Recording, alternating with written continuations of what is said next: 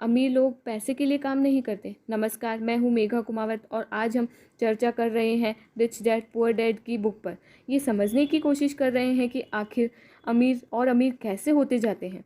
Roberto Kiyosaki एक कहानी का जिक्र करते हैं, कहते हैं कि जब वह छोटे थे तो उन्होंने अपने डैडी से पूछा कि डैडी, क्या आप बता सकते हैं कि अमीर कैसे बना जाए।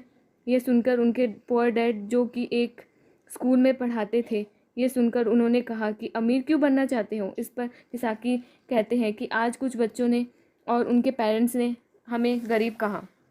यह सुनकर उनके पुअर डैड सोच में पड़ जाते हैं और फिर उनके बाद उनसे कहते हैं कि देखो, अमीर बनना चाहते हो तो तुम्हें पैसे बनाना सीखना चाहिए। इस पर कियोसाकी अपने डैडी से पूछा, मैं पैसे बनाना किस तरह से सीख सकता हूँ। तो डैड ने जवाब दिया, अपने दिमाग से। और अपने बाद वो चश्मा पहनकर अखबार पढ़ने लगा, जिसका मतलब ये था कि इसके ज़्यादा मुझसे और कोई सवाल मत पूछना, क्योंकि मुझे इसके बारे में कुछ नहीं पता। कियोसाकी पूरी रात सोचते रहे और अगली सुबह अपने सबसे अच्छे और करीबी दोस्त माइक को अपनी ये बात बताई। उन्होंने माइक से पूछा, क्या ये पैसे बनाने वाले काम में उनके बिजनेस पार्टनर बनोगे। माइक ने उनसे पूछा, मैं तुम्हारे साथ हूँ, पर कैसे कमाओगे और हमें क्या करना चाहिए। इस पर कियोसाकी ने अब वही जवाब दिया जो उनके डैड ने दिया था। बात बता दिया कि मुझे नहीं पता, लेकिन फिर भी क्या तुम इस काम में मेरा पार्टनर बनना चाहते हो। और फिर दोनों दोस्त ने एक दूसरे का साथ दिया। बिजनेस पार्टनरशिप पक्की हो गई। कुछ दिनों बीत गए, दिमाग दौड़ाया गया और आखिरकार उनका स्कूल जाना सफल रहा। स्कूल की क्लास में उन्होंने कुछ ऐसा पढ़ा था कि सोचकर कियोसाकी को लगा कि बस पैसे बनाने का फॉर्मूला तो मिल गया। और बस उसी आइडिया को फॉलो करते करते कियोसाकी और उसकी दोस्त माइक ने ढेर सारे कच्चा माल इकट्ठा कर लिया। बहुत मेहनत की और अपने डैड के गैराज में उन्होंने कुछ सिक्के बनाए। उनके डैड ने उन्हें देखा और पूछा, तुम क्या कर रहे हो। तब कियोसाकी को सवाल था, जैसे आपने कहा था, पैसे बना रहा हूँ।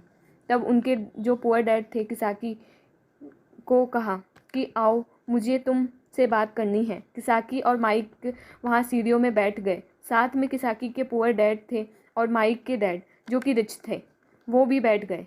यहाँ पे मैं आपको बताना चाहती हूँ कि पूरी कहानी में कियोसाकी के जो रिच डैड थे को रिफ़र किया था, वो दरअसल माइक के पिता थे। और फिर बच्चों की इस हरकत को कियोसाकी के पुअर डैड ने अपनी बात को और डिटेल में समझाया और अपनी बात को करेक्ट किया। पहली बार उन्होंने बच्चों को बताया कि गैर कानूनी क्या होता है। बच्चों को लगा जो उन्होंने किया वो सही था, और जब उन्होंने जाना कि ये अलाउ नहीं है, सिक्के छापना अलाउ नहीं है, कई तरीके होते हैं, कानूनी, गैर कानूनी, ये सब बातें बच्चों ने समझाई, तब उनका मुँह उतर गया।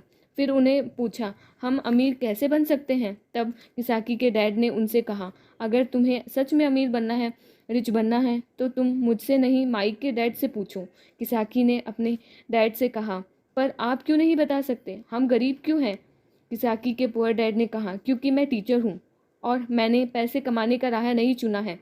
पैसे कमाने के लिए तुम्हें माइक के डैड से ही पूछना पड़ेगा।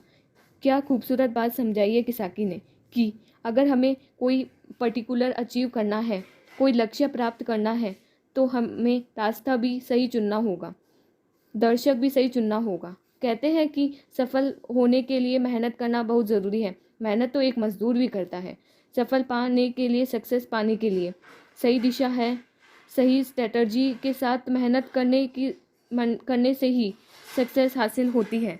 हमारा चैनल सब्सक्राइब करें और बुक्स के लिए